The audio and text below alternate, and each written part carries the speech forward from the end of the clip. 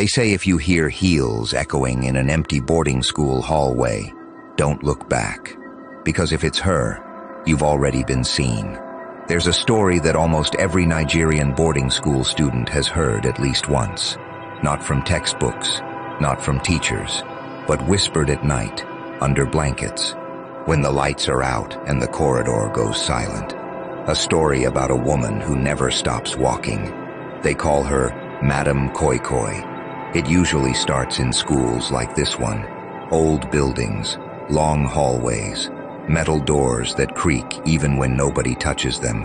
At sunset, everything looks normal. Students laugh, run, argue about food, complain about punishment. But as night falls, the school changes. The walls feel longer, the air feels heavier, and every sound starts to feel like it's coming from just behind you. That's when the story begins. It is said, there was once a strict teacher.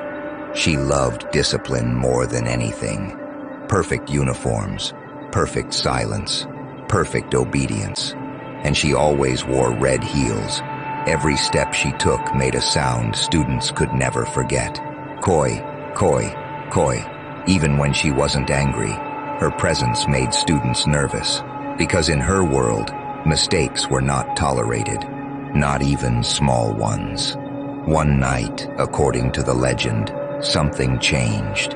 A student disobeyed her. Some say it was talking after lights out. Others say it was sneaking food. Some stories say it was nothing serious at all. But Madam Koi Koi did not believe in small mistakes. That night, she walked the corridor alone. Koi, koi. Her heels echoed through the empty hallway. Students in their dorms froze because they noticed something strange. Her footsteps were getting louder, even though she was not getting closer. Then came the scream. No one ever agrees on what happened next.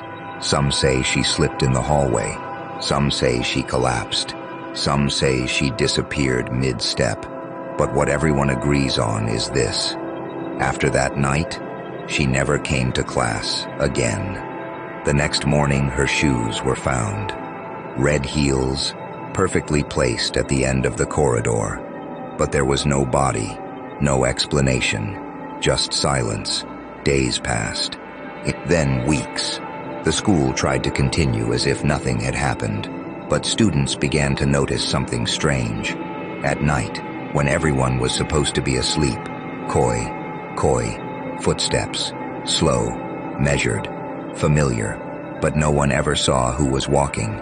In one dormitory, a group of girls swore they saw something, a shadow standing at the end of the hallway, tall, still, watching. Then it moved, but only the heels moved first. Koi, koi, and then the rest of the figure followed. The corridors became the most feared place in the school. Students stopped going out at night. Some even refused to use the bathroom after lights out, because the sound never stopped. Even when the school was completely silent. Koi, koi. One night, a student decided to check. He took a flashlight. Slow steps through the hallway. Every door he passed looked normal, too normal. But when he reached the mirror in the bathroom, he saw something behind him. A reflection, a woman in a strict uniform, standing still, smiling slightly. But when he turned around, nothing was there, only the echo. Koi, koi. The next morning, the student didn't show up for assembly. His bed was empty. His shoes were still neatly placed under the bunk, just like rules required. But he was gone. From that point on, the story changed. She was no longer just a strict teacher. She became something else. Something the school could not control. Something that walked even when no one was there. The halls began to feel longer at night. Lights flickered even when there was no power issue. Doors shook without wind. And sometimes, students would hear someone whispering their names. Very close, too close. But when they opened their eyes, only silence answered them. One night, a girl broke the rule and stayed awake. She saw it clearly, the hallway stretching endlessly.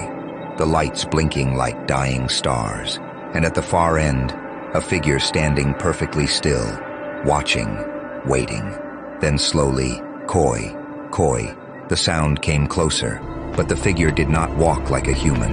It glided through shadow, like the building itself was making space for her. The girl ran. She ran past dorms, past classrooms, past the warning signs on the wall. But the sound never stopped behind her. Koi, koi, koi. It followed her rhythm, matching her fear, matching her heartbeat.